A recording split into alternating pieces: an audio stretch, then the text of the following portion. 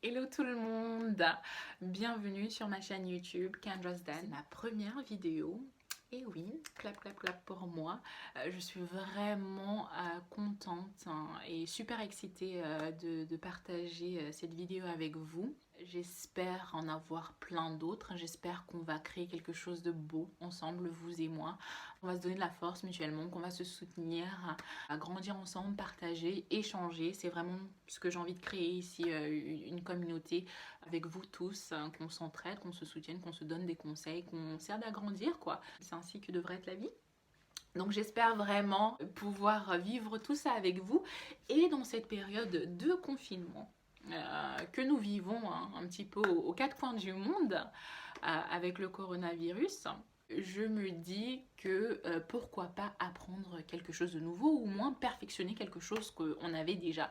Donc ça peut se faire par l'apprentissage de la cuisine, vous pouvez apprendre à jouer d'un instrument ou apprendre à chanter, ou ici, donc par rapport au thème de cette vidéo, l'apprentissage d'une nouvelle langue. Ici, moi je vous apporte l'anglais, mais vous pouvez le faire pour d'autres choses comme l'espagnol, l'allemand et le japonais, etc. Il y a plein de choses qui existent, plein de langues qui existent et que vous pouvez essayer ici d'apprendre. Donc sans plus attendre, passons à la vidéo. Jingle.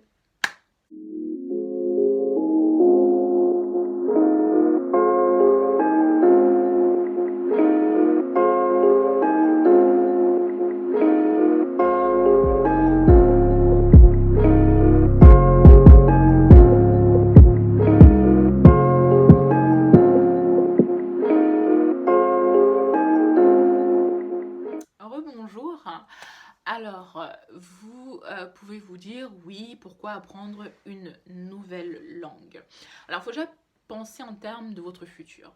Je parle ici du marché du travail. C'est quelque chose, généralement, parler plusieurs langues fait pencher un petit peu la balance en notre faveur comparé à une personne qui n'aurait pas la capacité de le faire. Ici également, je trouve que ça peut vous permettre de vous exporter plus facilement à l'étranger et donc également en termes professionnels avoir certains avantages. Donc pensez-y, mais ça a été également prouvé scientifiquement que l'apprentissage d'une nouvelle langue permet ici d'améliorer la mémoire, et ça c'est très important parce que donc ça crée de nouvelles connexions neuronales et qui permet ici d'améliorer votre mémoire. Et on le sait tous que donc avec l'âge, la mémoire peut prendre des sacrés coups, a tendance à décliner, et donc après on peut tomber dans les travers de certaines maladies comme Alzheimer par exemple. Donc c'est très important au cours de sa vie de stimuler vraiment son cerveau, et l'apprentissage d'une langue peut faire partie de cette stimulation.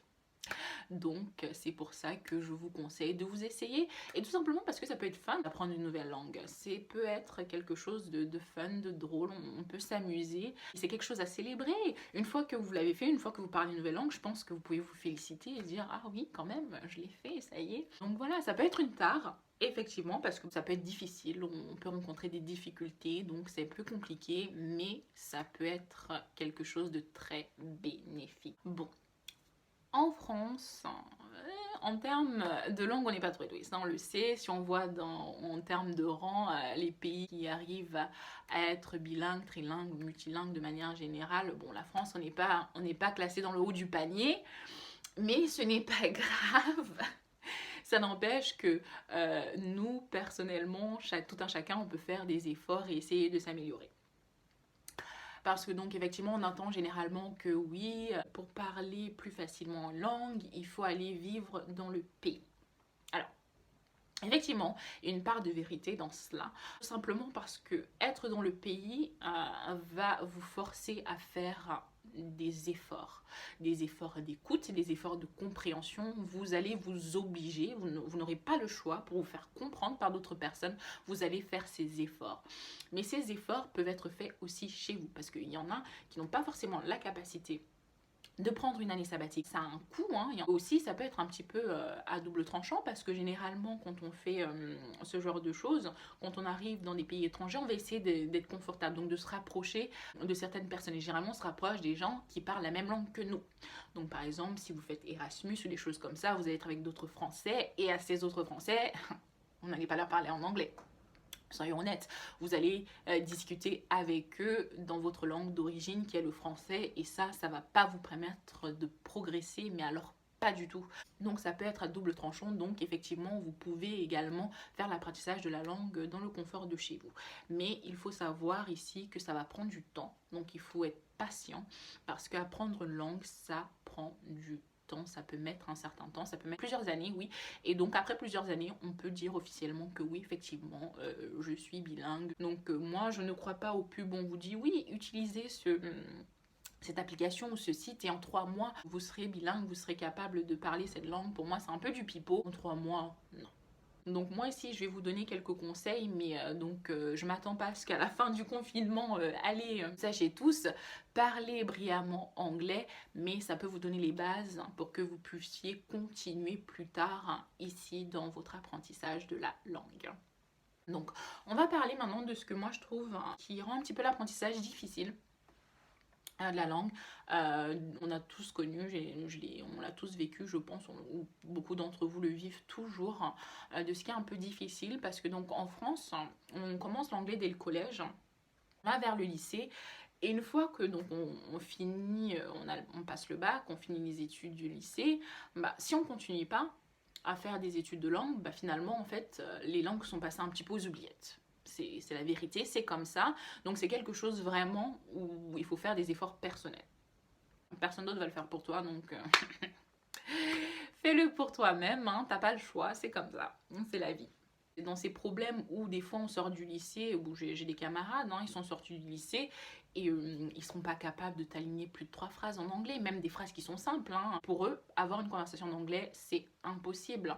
Et je parle d'une conversation simple, hein, pas une conversation philosophique, non, juste demander à quelqu'un comment ils vont, qu'est-ce qu'il y a de nouveau dans leur vie, les conversations basiques vraiment que tu peux avec tes amis, ta famille, tes collègues, tout ça.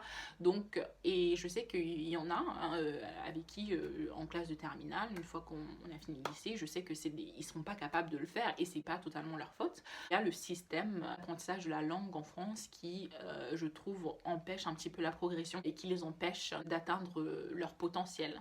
Par exemple, ici, un point, parce que j'ai eu un mélange des deux, j'ai eu certains profs à l'école qui étaient anglophones et j'ai eu des profs francophones. Et ça, pour moi, c'est un problème d'avoir un prof francophone qui t'apprend l'anglais.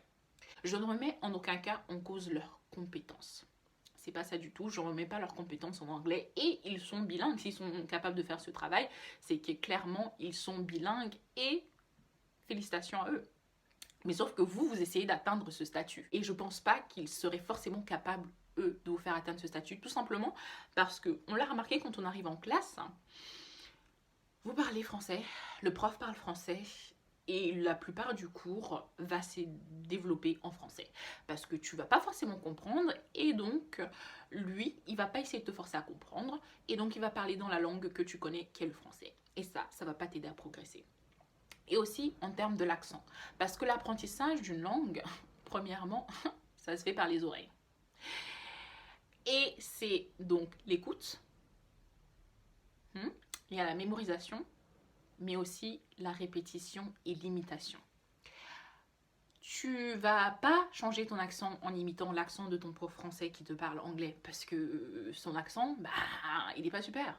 Il n'est pas super. Donc oui, il y a fondamentalement une différence entre Jean-Pierre, 40 ans, et sa coupe mulet des années 80 qui vient t'apprendre l'anglais, et Chris, ici aussi 40 ans, moins la coupe mulet. Bon, la coupe mulet aussi, ça dépend. Les Anglais, ils ont leur choix vestimentaire et leur choix de fashion, qu'on ne va pas juger ici. Mais il y a une grande différence. D'accord? Donc ça, pour moi, déjà, dès l'apprentissage, il peut déjà avoir un problème du fait que vous appreniez avec un prof qui soit francophone et non anglophone. Je pense qu'il y a un manque de nuance quand un prof est francophone. Et ça, pour moi, c'est clé. Et j'ai vu mes camarades à côté voir leur progression, contrairement à la mienne qui, moi, j'ai fait un apprentissage personnel. J'ai voulu faire progresser et voir où j'en suis aujourd'hui. Donc pour moi, ça déjà, c'est le premier problème. Deuxième problème, il y a ce que j'appelle les ennemis du progrès. les ennemis du progrès qui vont se reconnaître après cette vidéo, parce qu'on vous voit. Les ennemis du progrès sont tous les gens qui, quand vous parlez un tant soit peu bien, hein, généralement ils sont dans votre groupe d'amis et vont vous dire Oh, ça y est, tu te la pètes. Oh, ça y est, tu te sens plus. Oh, qu'est-ce que tu penses que tu es la reine d'Angleterre ou patati patata. ces gens-là. On en connaît tous. Et on a tous entendu ce genre de commentaires. Et ça, généralement, ces gens qui vous font ce genre de commentaires, ils parlent pas mieux anglais que vous. C'est étrange, hein, mais ils parlent pas mieux anglais que vous. Et c'est ça. Et comme ils sont dans un niveau très bas, et vous, vous êtes un peu plus haut, ils veulent que vous soyez également à leur niveau. C'est pour ça que je les appelle les ennemis du progrès. Parce qu'ils veulent pas que vous progressiez, ils veulent pas que vous soyez meilleur. Pour moi, ton ami va te soutenir dans tout ce que tu fais. Ton ami, à chaque fois que tu vas dire un truc trop cool en anglais, il doit faire un triple salto arrière, ok, et te dire, waouh, t'es vraiment le meilleur. Bon, là, je suis extra. Mais vous comprenez ce que j'essaye de dire, c'est qu'il doit vraiment vous soutenir. Des gens qui vont vous mettre des bâtons dans les roues, comme ça, quand tu vas essayer de parler, quand tu vas faire des choses, de dire, oh bah tu te la pètes. Non. Ça, on les next. D'accord? On les next, on les vire. C'est les ennemis du progrès. Et si vous les gardez, vous allez voir dans plein de choses de votre vie, ce sera toujours eux qui vont critiquer. Donc s'ils le font déjà juste pour une simple chose qui est juste une langue, alors imaginez dans les grandes choses de votre vie. Non, on les veut pas dans la vie, on les next. Et donc c'est peut-être le temps de faire le ménage dans vos groupes d'amis et les gens qui vous empêchent de progresser comme ça. Les ennemis du progrès, on n'en veut plus, c'est 2020, il y en a assez. D'accord? L'inverse aussi, par exemple, si vous avez des difficultés et vous essayez, des gens qui se moquent de vous, qui rigolent, aussi c'est des ennemis du progrès, il faudrait s'en débarrasser parce que quand vous essayez de faire quelque chose avec votre accent, qu'ils se moquent hein, ou vous avez fait une faute et au lieu de vous corriger ici sans se moquer, et bah vous avez peur de parler, vous avez peur de discuter, parce que vous avez peur de vous tromper et ça va vous empêcher d'apprendre. Donc aussi, on les next, d'accord? On les next, on les next. Ensuite, pour moi, un autre problème également qu'on a en France, notre accent. Donc voilà, bon, on n'est pas les seuls à avoir un accent, c'est pas ce que je dis. Et d'ailleurs, la plupart des pays trouvent qu'on a un accent super mignon, super sexy, donc bon, voilà. Ça peut être bien. Y a beaucoup de gens, autres que nous, aiment notre accent. Donc, ça peut être bien. Mais, pour ma part, je trouve que des fois, un petit peu, cet accent français, ça peut ici cacher un manque d'effort. Oui. Parce que donc, effectivement, quand on a un accent, ça, on n'y peut rien. Tout le monde a un accent, d'accord? Et essayer ici d'avoir l'accent d'une autre culture, d'un autre pays, ça peut être très difficile. Je conçois, il n'y a pas de problème, c'est pas ça. Mais des fois, je trouve qu'il y a un certain manque d'effort. Parce que, par exemple, je vais vous prendre ici quand j'entends des gens dire the kitchen, the bread, the paper. Ça. Ma question, c'est une question légitime, hein, c'est où tu vois le Z? Parce que, non, moi quand j'entends ça, ça me fatigue. Et vous pouvez pas me dire que c'est pas un manque d'effort. Parce que non, excuse-moi, tu vois, le mot s'écrit T-H-E, mais tu dis the. Et même si on veut tout décliner à la française, il est où ton Z pour que ça fasse le son the? C'est ça? Parce que moi, je ne comprends pas. Est-ce qu'on a même... On va prendre notre président, Emmanuel Macron, parce que donc lui, il est l'exemple parfait. D'ailleurs, ça, moi, j'en peux plus, parce que je me dis, donc toi, qui fais partie de l'élite de la France, tu parles comme ça. C'est un peu la honte. Parce que quand t'es riche, hein, parce que ah ouais, oui, les riches, ils peuvent tout se permettre. Les riches, pour les riches, quand t'es quelqu'un de riche, tu sais que l'argent, ça achète tout. Hein, quand tu es de la classe moyenne ou t'es pauvre, bah, toi, tu sais que bah, l'argent, voilà. Mais quand t'es riche, tu sais que tu peux tout acheter avec l'argent. Tu achètes l'amour, tu achètes la loyauté, tu achètes la dévotion, tu peux m'acheter le crime, tu peux juste avec l'argent t'amène un certain pouvoir. Et donc moi dans ma tête, quand j'entends Emmanuel Macron qui essaie de parler anglais, je dis en fait, toi là, toi qui es l'élite de la France et avec tout l'argent que tu as reçu, donc tu n'as pas pu t'acheter un accent. Non, parce que c'est une vraie question. Parce que c'est une vraie question, parce que moi, ça... tu vas devant les gens et tu vas dire the, Il est où le Z? Quand j'entends ça dans mes oreilles, ça me fatigue. J'en peux plus des gens qui parlent comme ça. Parce que non, ça pour moi, c'est clairement un manque d'effort. Parce que non, ça n'existe pas. Quand tu vois comment le mot s'écrit, tu peux pas dire the. C'est impossible. Donc pour moi, dans cette partie, je trouve que c'est clairement un manque d'effort. Donc une fois que on a notre bagage un peu de difficultés qu'on a eu là, que ce soit la scolarité, les ennemis du progrès, notre petit manque d'effort, qu'on prend ça, qu'on met en boule et puis qu'on jette, parce que voilà, on veut quelque chose de nouveau, là, il y a peut-être quelque chose à faire. Donc pour moi, quand on décide d'apprendre une langue, il y aura deux choses qu'il faudrait que vous ayez sous la main. Un petit cahier. Voilà, parce que c'est là où vous allez noter ce que les mots veulent dire. Donc vous mettez le mot en anglais, vous mettez sa traduction en français, ici des phrases. Donc c'est là où vous allez tout noter lorsque vous apprenez. Et la deuxième chose, c'est ceci. C'est un dictaphone. D'accord, ici, parce que ça va être très important de vous enregistrer parler. Donc, un cahier, un dictaphone. Dès que l'on va apprendre une langue, il faut se munir de ces deux choses. Première chose, dans l'apprentissage d'une langue, le vocabulaire. Tu ne peux pas apprendre une langue si tu n'apprends pas le vocabulaire. C'est impossible. Parce que c'est ça qui va te permettre de former des phrases à l'aide de mots. Donc, le vocabulaire est très, très, très important. Et donc, il y a différentes manières de l'avoir ici. Ce que je vous conseillerais, c'est d'acheter des livres. Et là, je pense que j'en ai perdu certains. Mais oui, je vous conseillerais d'acheter des livres en anglais, de lire des livres. Je suis sûre que vous avez des livres que vous aimez bien, vos livres préférés. Et je vous aviserai ici de les acheter en version anglaise. D'accord? Par exemple, tous les Harry Potter que vous avez lus, vous les avez tous lus en français, achetez Harry Potter en anglais. Je ne sais pas si vous avez plus Hunger Games, pareil. Peu importe quelle suite de livres, quelle série de livres vous avez bien aimé et que vous avez eu en français, prenez-le en anglais. Ou des nouveaux livres que vous souhaitez lire, lisez-les ici en anglais. Et ça peut paraître très difficile pour vous parce que vous allez dire « Ah mais je vais pas comprendre ». Mais c'est le but de notre petit cahier. C'est que donc quand vous allez commencer à lire le livre, pour chaque mot que vous ne comprenez pas, parce qu'en fait c'est une question de compréhension. Dès que vous allez prendre un nouveau mot, vous ouvrez un dictionnaire. Ah oui, parce que bon, je vous ai donné ces deux choses, mais j'ai oublié le troisième qui va être très important, qui est le dictionnaire. Le petit dictionnaire français-anglais permet de jongler entre les deux. C'est également le troisième outil. Donc à chaque fois que vous butez sur un mot, vous ne comprenez pas, vous ouvrez le dictionnaire, vous regardez la définition du mot, vous prenez votre petit cahier, vous le notez, et c'est un mot appris. Ainsi de suite, ainsi de suite, ainsi de suite, jusqu'à ce que vous finissez le livre. D'accord? Et vous le faites comme ça pour tout.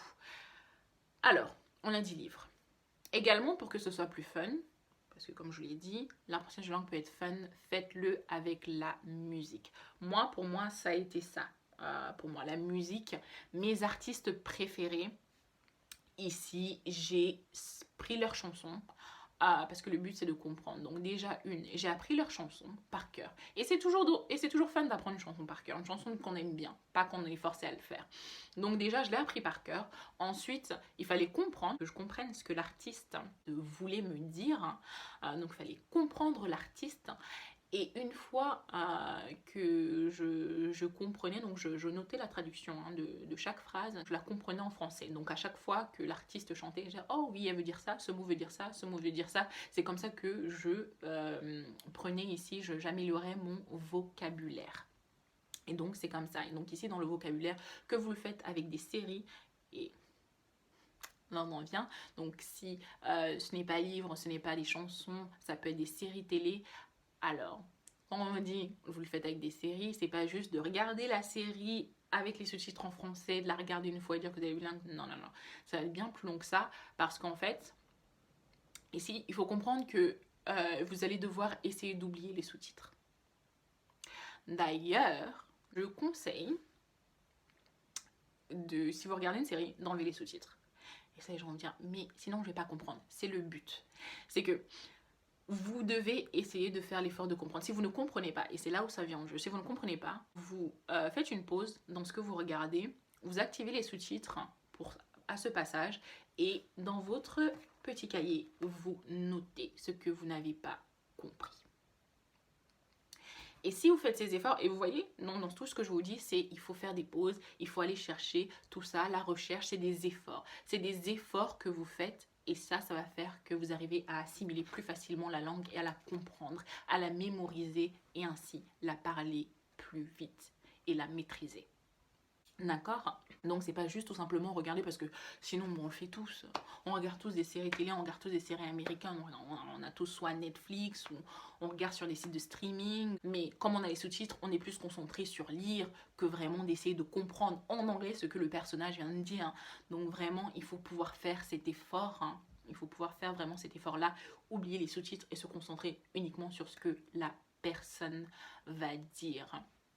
Donc là, c'est comme ça qu'on peut apprendre, moi je trouve ici, le vocabulaire dans la lecture, que ce soit en musique. Maintenant, beaucoup de mes livres, parce que donc, pour ceux qui ne le savent pas, je vis au Royaume-Uni. Maintenant, ça va faire... je rentre dans ma 5e année. Donc maintenant, quand j'achète un livre, effectivement, il est en anglais. Donc effectivement, j'ai aussi encore mon vocabulaire provenant de là. Mais donc, vous pouvez faire ces efforts, vous pouvez acheter des livres en anglais. Et essayer de les lire et essayer de les comprendre et vous allez voir que ça va vraiment changer beaucoup pour vous dans votre apprentissage. Donc c'est très important d'essayer de faire ça. On va pas y échapper.